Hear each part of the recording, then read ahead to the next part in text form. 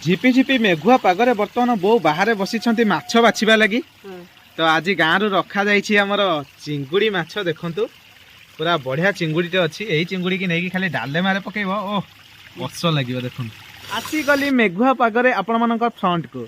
तो बहुत दिन पर गोटे बैकअप होती पूरा अलग लेवल रो बैकअप माने टोटाल रेसिपी नियारा रेसिपी नहीं आपण मानकर फेवराइट आउ समस्त फेवराइट मो हाथ भी खराब थिला टिके टिके दर्ज अच्छी तथापि एडजस्ट करके वीडियो करने पड़ो आपण मानकर भल पाइबा।